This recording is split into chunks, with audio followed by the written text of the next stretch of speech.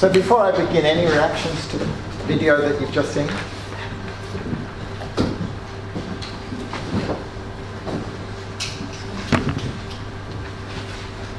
If that's not the case, then I'll introduce my presentation by following on from the discussion we had before the coffee break and a few of the things that have been presented here. But what I really want to do is to make the link to urban planning, as was requested from the rear of the room before the coffee break, and it's clearly the interest of the majority of people in this group. And let me thank the organising team from Portugal and from Germany for the organisation and the possibility to share this presentation with you. So I want to come back to some of the key issues that we discussed before and see if there are core concepts referring to disciplinarity, multidisciplinary, interdisciplinary and transdisciplinarity, or whether there is a common ground, and we're using these words interchangeably. Whether there are differences between multidisciplinarity, interdisciplinarity and transdisciplinarity. And in that respect, I'm going to present the viewpoint of the Swiss Academy of Sciences. And the Swiss Academy of Sciences, I'll be giving you the reference, has a specific network and a web page which provides you access to a lot of documentation on this particular topic.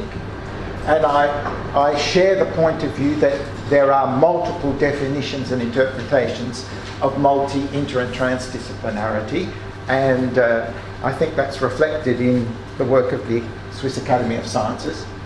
And then the examples that I want to use are specifically around architecture and urban planning. Before I begin, I said before the coffee break that I came from practice, and my first degree was in architecture and urban planning. And I was recognised as a practitioner down under at that time. I worked on some very interesting projects in Sydney. But I think that this changed my career path. And this was when I was still a student, Melbourne, 1970s. And I met young mothers on that housing estate, and they were rather concerned about the quality of life of what had been provided for their children. And I'd been through a course where I was taught about the modern movement in architecture, the great transformation, and modernisation had all the answers to health and quality of life in the 20th century. So I had a problem. And I decided that I had to question my role as a professional if I was going to be an architect.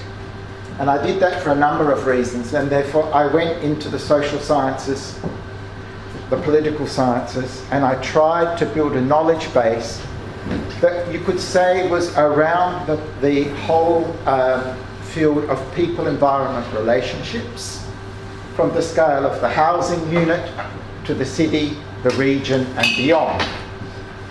And I've been involved in a number of international networks, and my career has been focused basically in Switzerland with an interdisciplinary group called Human Ecology, which is really the interface between people and their immediate environment. And human ecology was a term that was first used in 1910 by a woman graduate from MIT, the first woman graduate from MIT, Richard Swallows, who talked about the quality of life of people and bettering the quality of life of people. So that's just to give you an understanding of where I'm coming from, and I think it's extremely important that you understand that from what I have to say this morning. And where I'm coming from is challenging the common way that we use knowledge in practice, and I think that is one of the fundamental objectives of this INTREPID action. we basically have this understanding that we've got empirical, scientifically validated knowledge here on the left, and we're feeding this into policy decision makers and professional practices who have got expertise, and they are making decisions for civil society. And the whole post-war housing program, like the case that I showed you in Melbourne, but it could have been in 100 other cities around the world, produced what I was challenged by. And basically, you can say today that this notion of the transfer of knowledge from the left to the right has been questioned increasingly, and not just in urban planning, but in public health, in agriculture and food production, and so forth. And one of the big problems was that the whole question about aspirations, values and objectives of those who are making decisions were never made explicit. And so the whole question about knowledge and the relationship between knowledge and society has been at the forefront since the 1990s, I would say. And this is reflected in the work which was mentioned by Julie Thompson-Klein, the new production of knowledge, which was a watershed really in this relationship between knowledge for society and how do we use knowledge for the betterment of society. And it's been a concern in Switzerland with the Swiss Academies of Science, and the TDNet, which I refer to you here, is an open access source which gives you access to all kinds of information about definitions, interpretations, case studies of contributions. I'm a member of the scientific committee of that TDNet since 2008. We have major conferences, international conferences. The last one was in Basel in September. And we have a number of publications. And apart from that, I'll just add 2 special issues of the review Futures, which I have guest edited. The first was in 2004, and it was about advances in transdisciplinarity, and there were the majority of publications in the field of architecture and urban planning. And the second was 10 years later, in January of this year, and it's looking at where the shift has been in a decade. And I think what's really important to take on board, as somebody remarked in the room, it's not just about how we define it or conceptual frameworks, it's about how we do it. And there's some very interesting case studies of community projects for major challenges such as how do we adapt to the threats of climate change in the 21st century.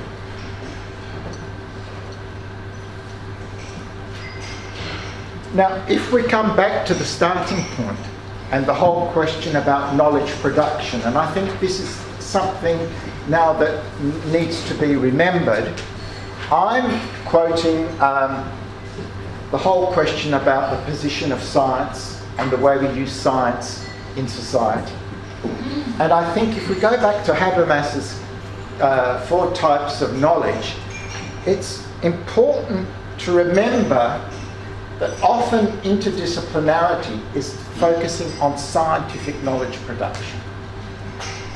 When we're talking about professions such as architecture and urban planning, we're talking about instrumental knowledge and how we apply it to deal with real-world problems of building mass housing, transport systems, and so forth. And then there's 2 other forms of knowledge which Habermas talked about: ethical knowledge, and the whole question of values and making our values explicit, talking about inequalities, injustices, and these are extremely important.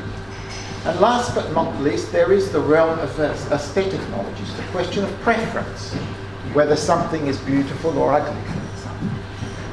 And these need to be taken on board when we're talking about interdisciplinarity in urban planning as we are here, and we should not be limiting ourselves simply to scientific knowledge and instrumental knowledge or professional know-how. Based on that, we can then come back to the point that was raised before the coffee break, and that is, what is a discipline? And I think, as people have said, you understand that disciplines have been there for centuries. Disciplines are the basic structure and organisation of universities and institutions of higher education. And disciplines have provided a lot of knowledge.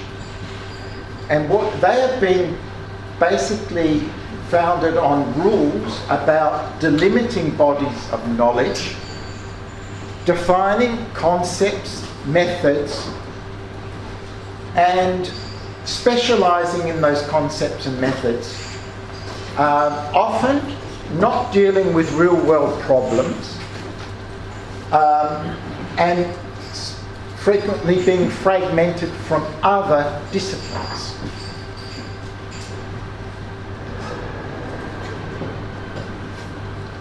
What is interesting is that these definitions, concepts and methods to study the delimited subject of area are something that are taught and transmitted from generation to generation. And this is where education and disciplinary knowledge production have become increasingly important and stronger during the 19th and the 20th century. But in addition to education, you have the whole question of peer-reviewed publications, and that you should be reflecting the rules and applying the definitions, concepts and methods of your discipline. The point was made before that you've got academic disciplines and applied and professional disciplines. And what's extremely interesting, as I said, we're bringing together those different kinds of disciplines and professional bodies to deal with the challenges around INTREPID today.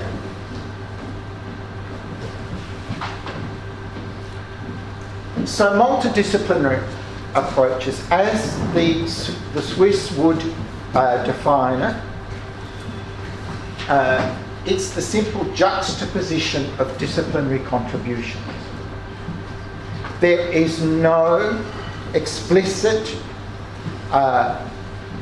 drive for integration, for collaboration, for exchange. And the example that I give is environmental impact assessment, where you can have disciplines in biology, in chemistry, and so forth, defining specific chapters of an EIA and putting them together side by side in a report which becomes environmental impact assessment. And they don't necessarily talk to each other. And I would say that most of the professional work in the field of the environment is in the realm of multidisciplinarity as it is defined here. Now, one of the advantages of that approach is that it's easy, or easier than if you have to collaborate, exchange and dialogue with others. And so it's an approach which has become common, not just in mandates to evaluate specific proposals or projects, but it's also common in scientific and applied research. And I think the EU have done a disservice here because they're talking about work packages. So when they talk about project organisation, you have a major project which has got work packages, and these work packages are often treated as autonomous components of a project. And there is no specific requirement for collaboration between the work packages, provided that you do the work program that is defined within each work package. And I've taken this from an EU project that I'm working on, which has given me lots of grey hair, lots of problem, because it is basically a multidisciplinary project. There are people there that are not willing to exchange and to develop some common ground, some mutual understanding about a very complex project. And so the question becomes, in this particular project, what is the added value of access to public green space for health and quality of life? And the common approach, the multidisciplinary approach, is looking at the relationship between access to public green space and whether it influences human behaviour. Cycling, walking, jogging in the park, for example. Whether natural environments in cities have an impact on health and well-being. Or whether physical activity has an impact on health and well-being. And you can go through the literature and you can see streams of research that are focusing on those three axes. But there's very little research which is bringing the three of them together. And this was the objective of the Phenotype project. I don't think that we've got completely there, but I think we've tried hard to do it. But as I said, it depends not just on project organisation, but the willingness of the researchers and the practitioners in that project to collaborate, to exchange, and to develop this mutual understanding of a very complex problem. So what is interdisciplinarity? Well, I don't want to go through the definitions of interdisciplinarity. There's stacks of them out there. But the kind of definition that one finds consistently, and here I'm taking from Julie Klein, who you've just seen on the video, a process of answering a question, solving a problem, or addressing a topic. So she's talking about a process-related agenda to solve a particular subject at hand. She says it draws on disciplinary perspectives and integrates their insights through construction of more comprehensive perspective. But she doesn't actually say how you do it. And this was the point that I was making before. There's very little clear guidance on how you do interdisciplinary research.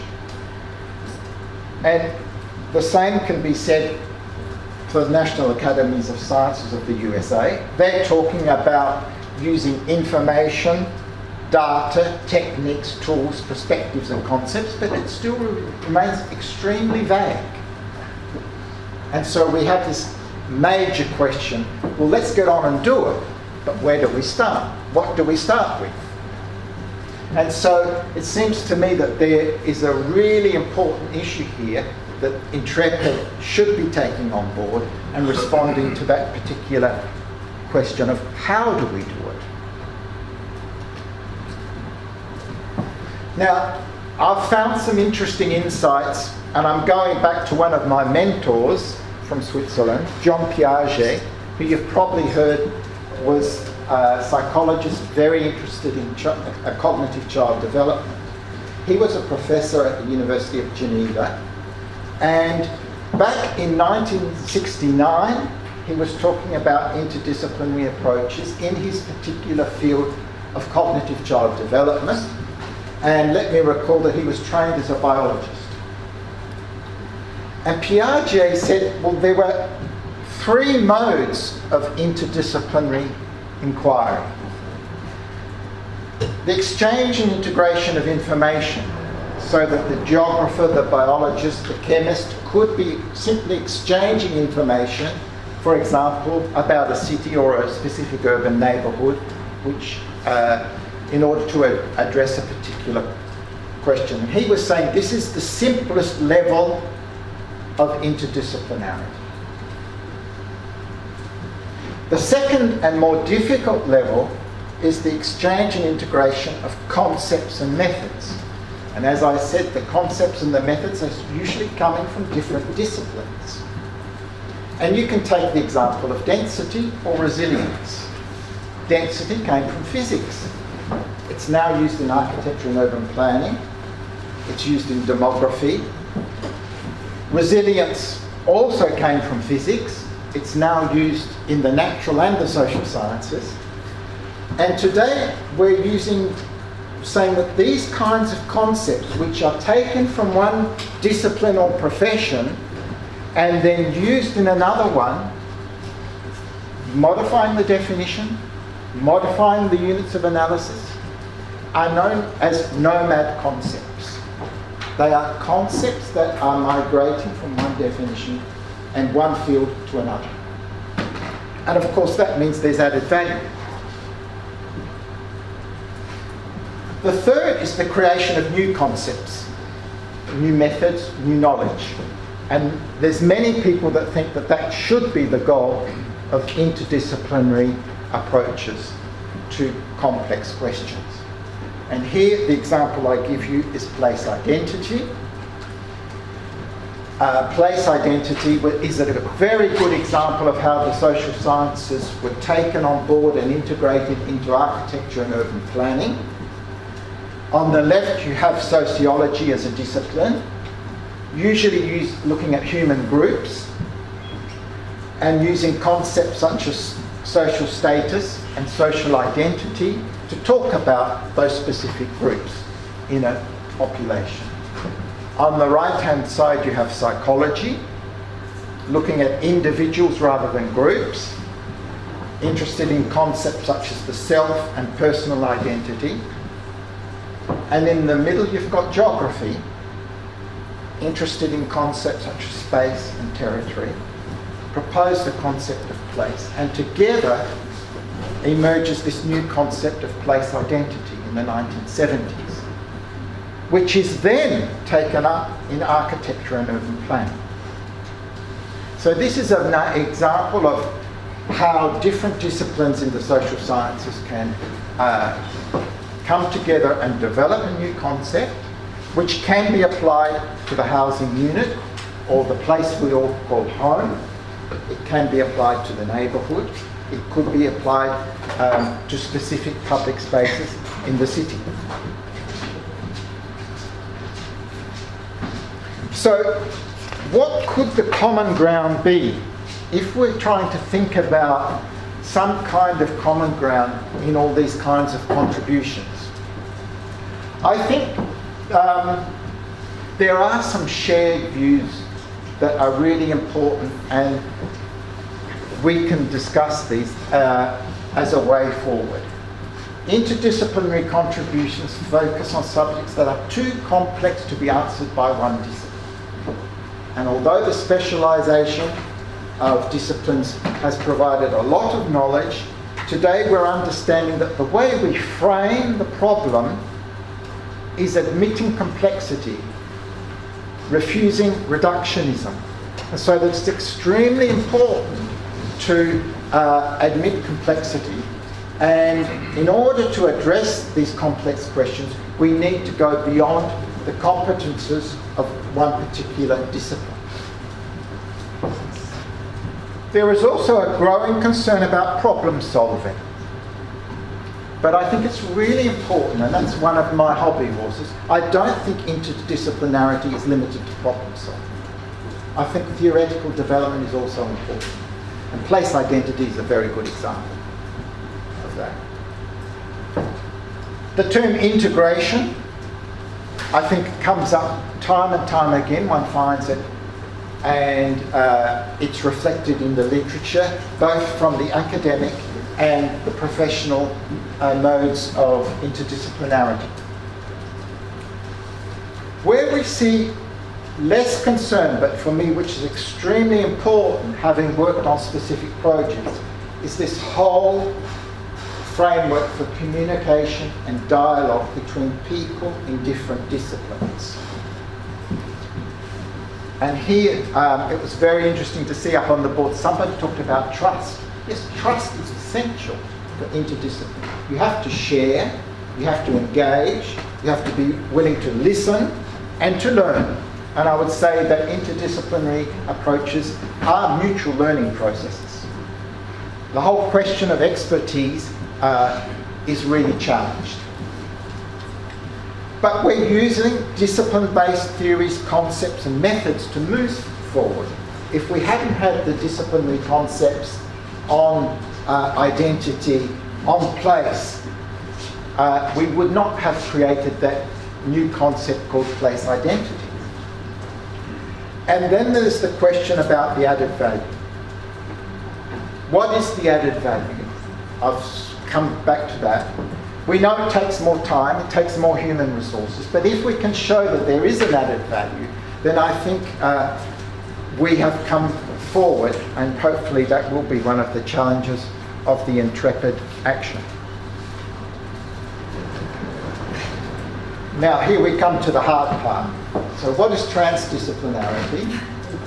According to the Swiss Academies of Science, transdisciplinarity is broader than interdisciplinarity, simply because the number of partnerships involved will be broader in scope than an interdisciplinary contribution. And this comes back to the whole question about the difference between trans and inter. Here we're talking about interchange, integration. Here we're talking about transgression, transcendence, and they have different meanings. And they're involving different groups of people, notably because it's going beyond the scientific knowledge of specific disciplines. It's going beyond the professional know-how of professions, and there's a concern to deal with the point of view of other actors and institutions in society, and notably the tacit knowledge of local community groups. So here we get the whole realm of tacit knowledge being given an equal value compared with professional know-how and scientific knowledge. Transdisciplinarity perhaps gives more emphasis to complexity and to uncertainty than many discourses on interdisciplinarity. And the last point is the whole question about process. We're talking about negotiated knowledge production. It's not something that's out there, it's something that's going to evolve through a process depending on the actors and the institutions involved, depending on the context in which that negotiation process occurs. So you can take or leave that distinction between inter and transdisciplinarity, but that's what I'm suggesting to you are the main differences as defined by the Swiss Academies of Science. Some examples. This is an example talking about knowledge systems for adaptation to climate change at the local community level. The kind of article that was published in the second special issue of Futures. We see at the top here that we've got to frame the problem. Problem framing is essential. And that we need some kind of common vision. And we're involving the policy community, the funders of research, the business sector, and the wider society, including non-government organisations. We need commitment from this side, and we need to build consensus amongst the many different points of view in civil society in order to develop this common vision. We have to integrate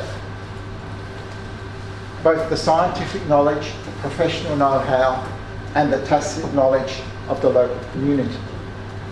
The collective organisation, as I mentioned in criticising the EU, is crucial. We need some kind of shared conceptual framework to deal with a particular problem at stake. And then what's important in transdisciplinarity is the implementation, the monitoring, and the feedback in order to provide new knowledge. And that's something that was consistently missing from urban planning and architecture. Urban planners and architects are notorious for not going back and systematically monitoring their projects and plans.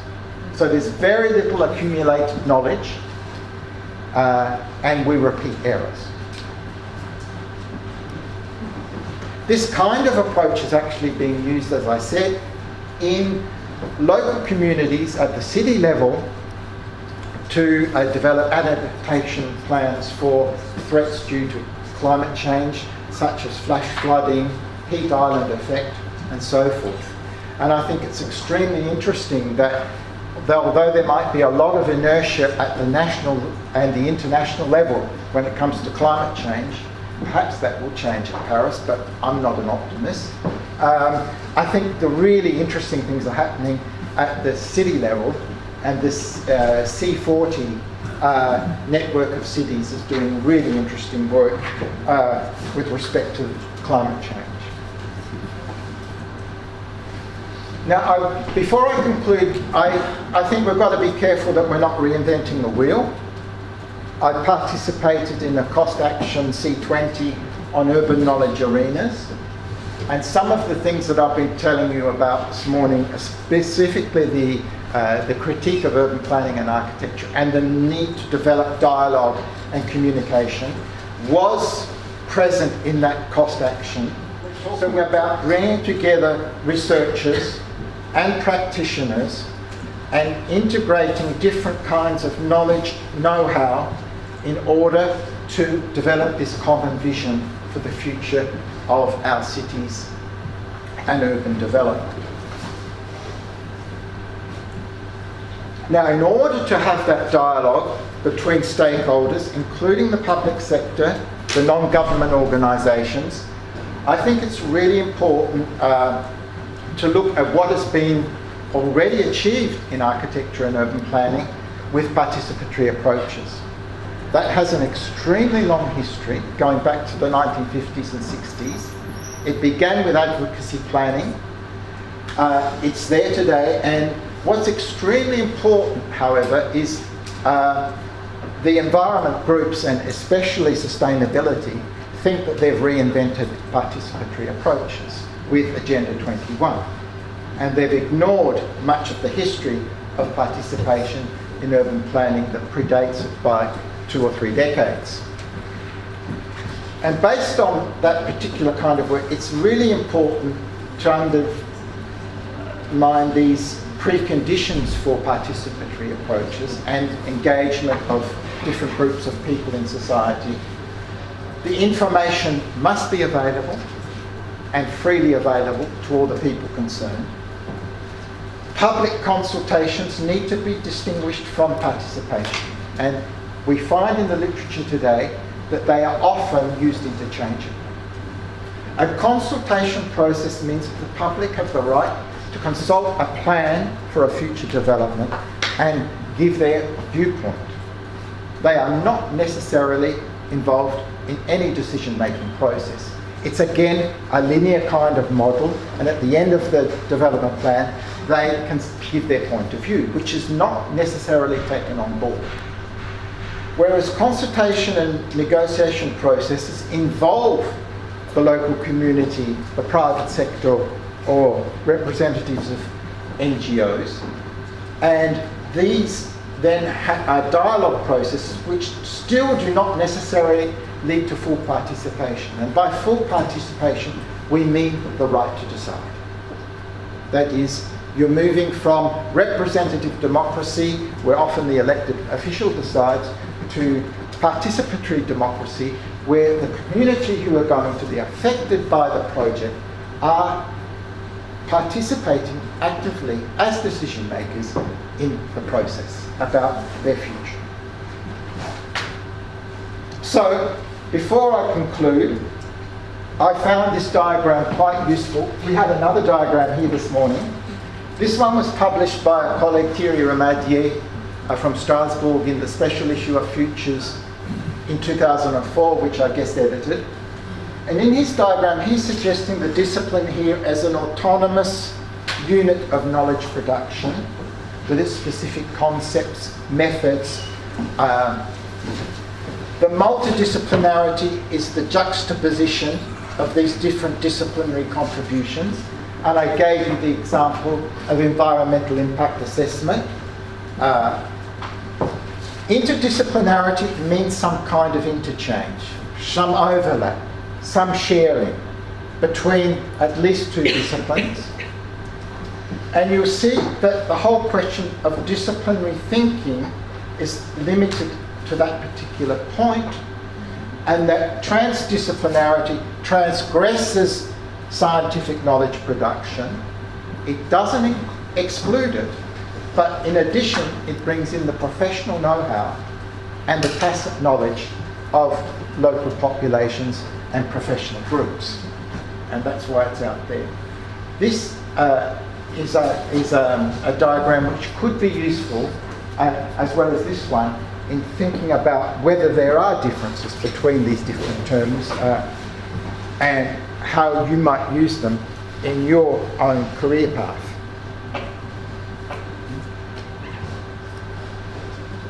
I can't stop without coming back to the initial slide which was put up this morning about the applicability gap.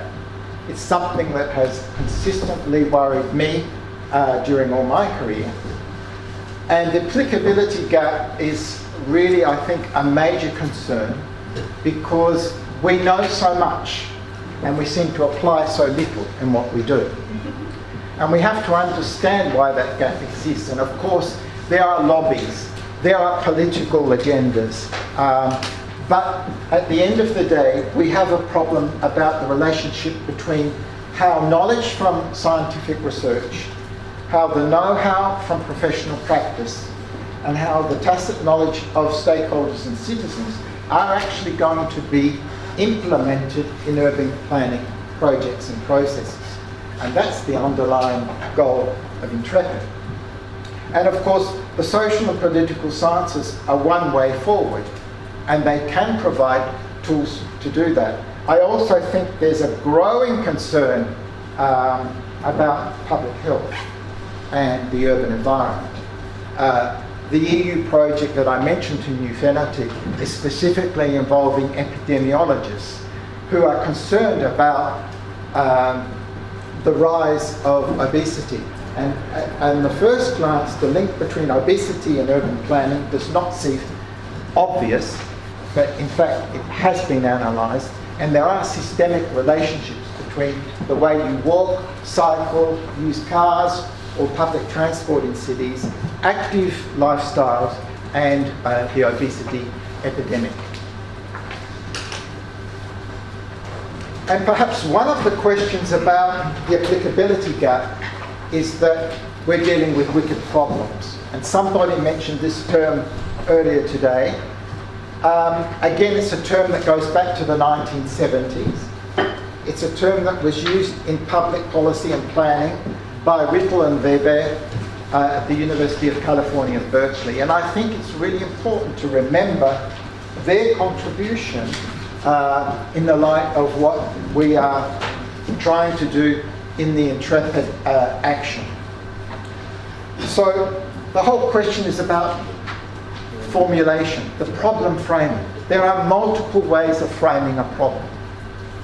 So we have to come to some kind of an agreement. How are we going to make that kind of agreement? The wicked problem has more than one solution. Often in architecture and urban planning, we were asked to find the best solution. And the best solution was defined by the professor or the tutor who was running the class. Solutions to wicked problems are not true or false, but better or worse. So it's a question of relativity. There is more than one solution to a wicked problem. Sorry, I've doubled that one up twice. Each proposal to solve a wicked problem should be considered as a special case. The whole question about context, about understanding the context in which we're working, and understanding that there are unique characteristics to every problem or situation at hand, and that we have to understand those unique characteristics, and we can't simply transpose from one situation to another, as we did with the mass housing movement in the second half of the 20th century. So that every wicked problem is essentially unique. There is no step-by-step recipe to dealing with a wicked problem. We need permissible operations. Every wicked problem can be considered as a symptom of another problem, so that we might resolve a problem such as the housing shortage after the Second World War, but at the same time we've created ghettos of socio-economic inequalities in our cities.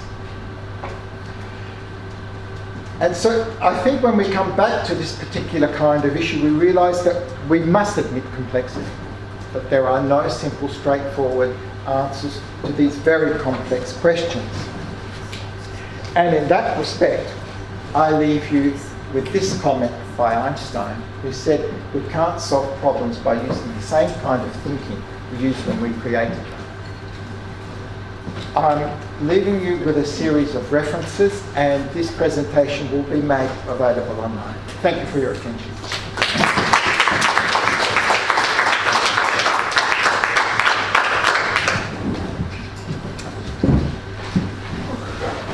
Thank you very much, Roderick. That was a tremendous end of the morning session for us to give us a rather exciting combination of the intention of thinking of the general concepts, and also really, as you said rightly, you addressed Dominic's complaint head-on by giving a lot of examples of how we can think of it in terms of the urban complexity and the urban challenges, and also you've brought to us the perspective of a funding agency, which is also one of our pillars and one of our challenges in INTREPID. So thank you for really putting together quite a lot of our threads for us. Now, any questions? Giulio. Thank you. Ronnie, I really enjoyed the presentation, I have to say, because that helped clarify many things. And especially, I totally agree in the, let's say, the first part regarding the need of moving from multidisciplinary to interdisciplinary approaches as a way to solve problems that are much more complex than before. But as you said, we are here to move ahead and also to try to find elements for reflection for the future. I would like to point the specific issue that you mentioned, that is about the need of move again and try to experiment transdisciplinary approaches. That is basically a way to merge the theory and practice. In this last part, the specific part, I feel that some of our assumptions, also my assumption, and just for those who don't know me, I'm Julian, based in China, comes from, and I'm an urban planner, comes from an academic environment where basically there is a sort of shared and common understanding of certain kind of elements. So when we work in a sort of secure environment where we understand each other, even when you mentioned the transdisciplinary approaches, you said that there is an issue of trust, shared knowledge required trust.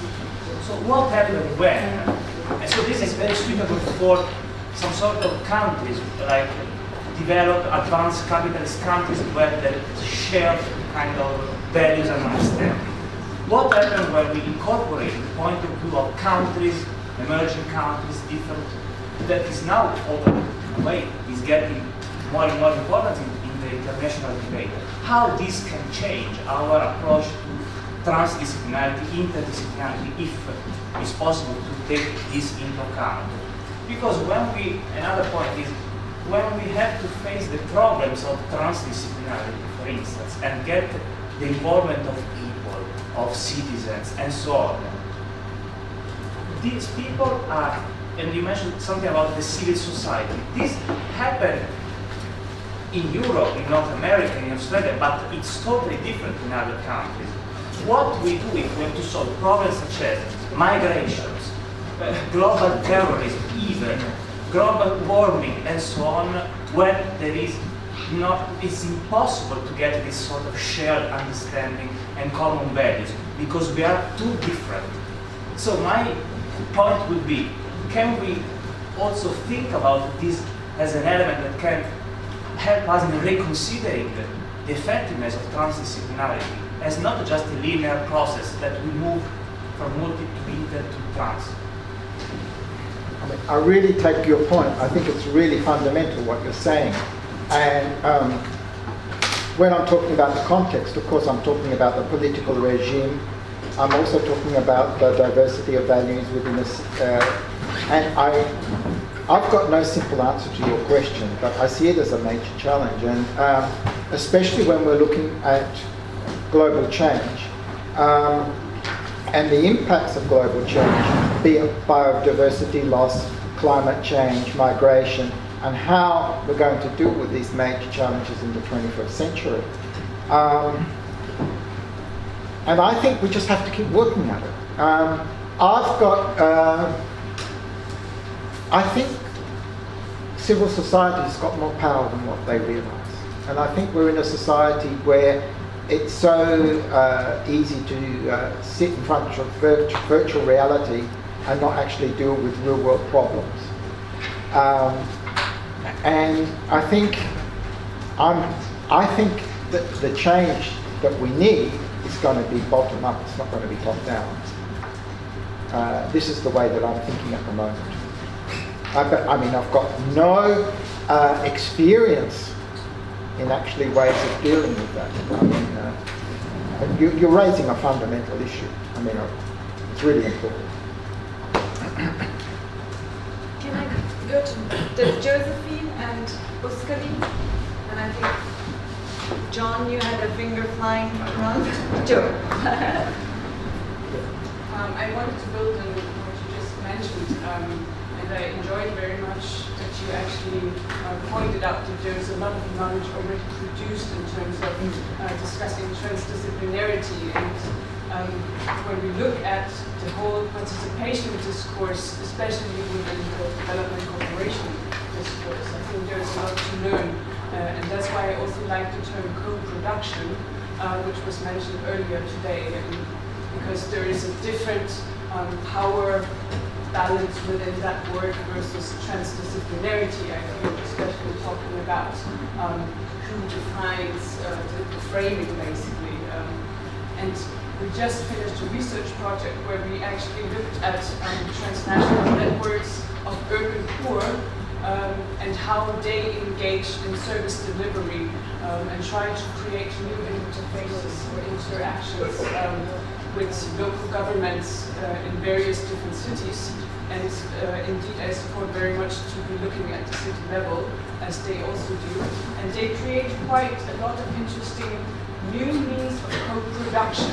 And I like the way that Vanessa Watson tried to conceptualize the civil society engagement with other actors, basically, and new production of knowledge.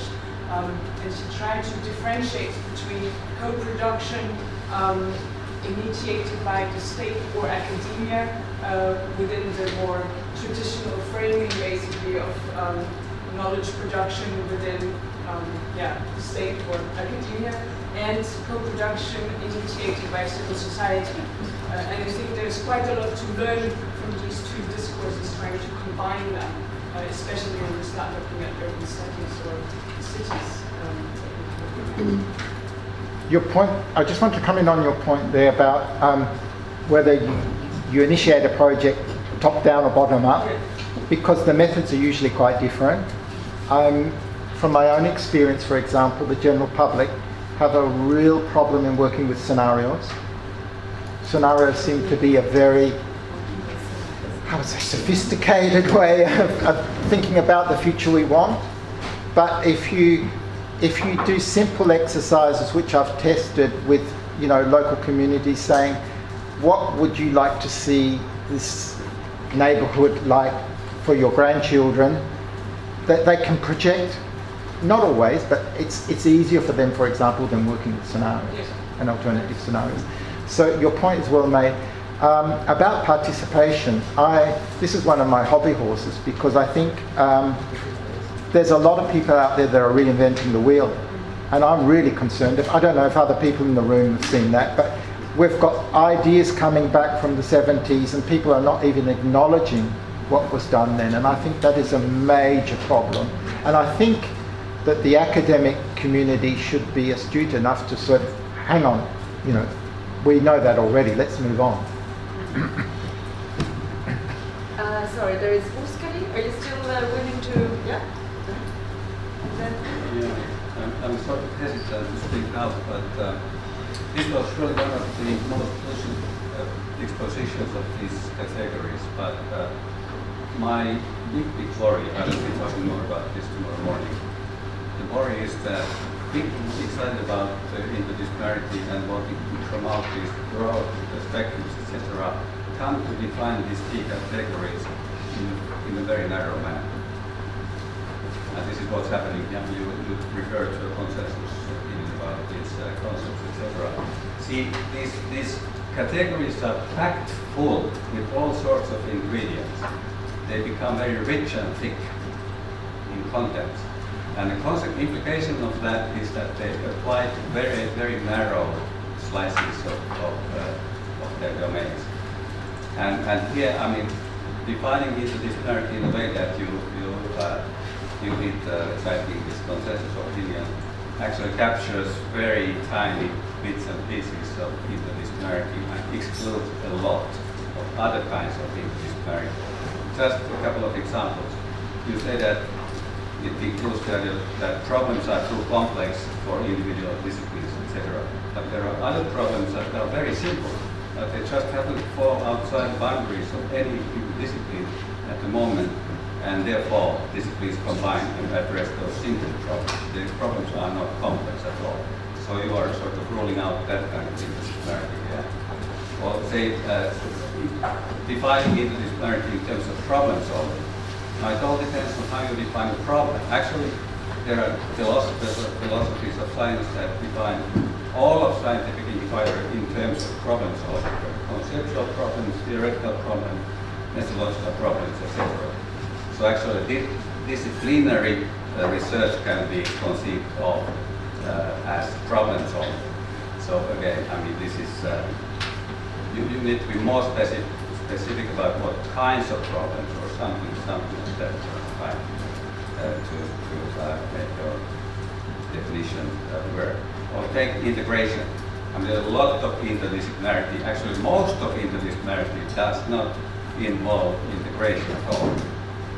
It's a transfer of ideas across disciplinary boundaries and so forth. But most of it, indeed, does not even pursue integration. Of course, much depends on what you mean by integration, and that's missing in this definition. Or including the idea that interdisciplinarity involves communication and dialogue between people. Okay, most interdisciplinarity does not involve, people talking to one another, etc. It's something else. So the concept becomes extremely narrow. Regarding the definition of transdisciplinarity in the way that you did, which is very popular, it's emphatically normative. Okay, and that's, it's actually, if you take it as a descriptive definition, there is very little of transdisciplinarity there at all. It's an idea.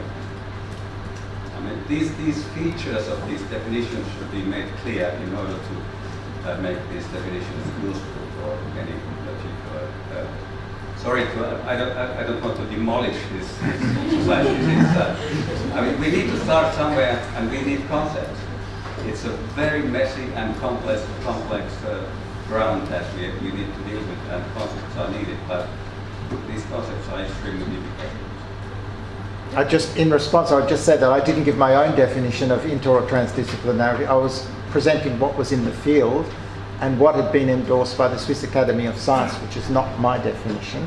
But I can share some of the points that you've responded to. And I think, there is no simple, straight answer to some of these very diverse definitions and interpretations of inter or transdisciplinarity. I mean, far from apologizing, Oskari, you are here for this purpose, so keep at it. Yes? I'm Igor, I'm coming from Macedonia. My area of research is virtual engineering, virtual reality, such a thing, virtual things. So today we are living in the era of crowd everything. Crowdfunding changed the way how the startups with the business. Crowdsourcing changed the way how we collect the knowledge. Wikipedia is example of crowdsourcing the knowledge. Currently, we are implementing one project funded by Creative Europe, program of European Union, in which we are developing virtual platform for virtual intervention in urban art and planning. So somehow crowdsourcing in urban art and planning. So I would like to hear your opinion about influence of crowdsourcing in interdisciplinarity of urban development, because definitely the area will come. We cannot stop the ICT technology in this area. Of course, top-down approach is one of the methods, but bottom-up approach will be more and more implemented also in the urban development. So, what is your opinion? Experience? I don't have an opinion because I'm not well read on that topic. But I can take your point. I think it's something that should be explored, and maybe it's going to be integrated into the cost action. John, yes, just before giving you the word, it's not just for Roderick to answer these questions, rather. So please, if anybody has an opinion, because we have a few members who are representative of funding boards, for example, and it would be interesting to know whether they've come across the practice of crowdfunding or whether they have ideas about it. But John, please go ahead, because I know you. John? Yes. And Joe after. Quick comment. I think this is coming. Yeah. It's happening all over. We can easily now engage hundreds of thousands of citizens in thinking about the future of the city. Right? The technology is there. In fact, our kids are all doing it every day anyway, already. Yeah. So it's just a matter of getting a little more organized. So I don't think it's not there. I think it's absolutely out in the literature. It's absolutely out in the practice. It's just small so far, but. Yeah, I didn't say it wasn't there. I'm saying that I haven't studied it, so I didn't want to take on something that I didn't know. No. Roderick, can I suggest, just in the interest of provoking you, that your own argument undermines, one part of it undermines another part of it. And so I wonder if you'd agree. You talk about multiple sources of knowledge, about getting beyond the academy and even beyond the practitioner. You talk about citizen science and citizen engagement and tacit knowledge and so on. But then you present these views of inter and trans and so on that are all about disciplines, as if those are the sources of knowledge. It seems to me that's just a fundamental problem here. Julie Thompson-Klein just told us about interdisciplines, and she listed about 12 of them. But all of the knowledge you have, I think, if I understood, or the Swiss, I understand your point, the Swiss position is it's about disciplines talking to each other. Increasingly, it isn't. It's about interdisciplines talking to each other. People who are never been disciplinary, who aren't disciplinary, and it's about non-academics talking. So I just think a definition based on the relationship of discipline surely is kind of missing the point you yourself made as a fundamental point here. These are multiple knowledge domains, only some of which are organized and academic. And so they play a role, of course, but they're in a larger universe of knowledge domains that are all kind of grinding up against each other and trying to make sense out of each other. And so the inter-trans, etc. distinction, surely, whatever conception of that, if you really need one, but fine, this project needs one, surely has to recognize that it isn't just about disciplines. I totally agree with you. And I was presenting those definitions as, I think, state-of-the-art analysis of inter-multi-transdisciplinarity. But at the end of the day, I think we need something different from a knowledge broker. I think we really need a new kind of professional, I don't know if you call him a professional even, but a new kind of actor or institution which is taking on board and therefore, I really take your point, but I haven't gone far enough to define what would be the job description of this new actor especially at the level of the city. But it's not just the professional trained in urban planning. It's not just you're expert in air pollution or whatever. It's not the anthropologist. It's something else. It should be a kind of community knowledge management. But it's more than management, because I think it's really somebody that's understanding the whole question of how do you develop this shared vision, and that is a particular competence. Silvio Funtowitz had a great business card, I don't know if he still uses it, where it was epistemological consultant. And in a sense, this is what we're trying to do, is negotiate knowledge, different kinds of knowledge. Yes, he says knowledge, when he says that you have not only the disciplinary knowledge, you have different sorts of knowledge and also crowd sources. And what is the epistemic authority of this knowledge in terms of the relationship with the real functioning of the world? In epistemic discipline, you have methods, you have criteria for establishing them. But in a transdisciplinary context, where you have all these sources of knowledge, what are the criteria for founding the epistemic value of these different sources of knowledge? We have not. I agree. Sorry.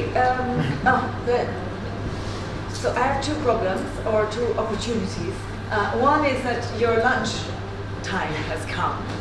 And I have three people who would want to raise questions. That's Josephine, Mario, and Stephen. And John was about to reply anyway. So no? No, okay.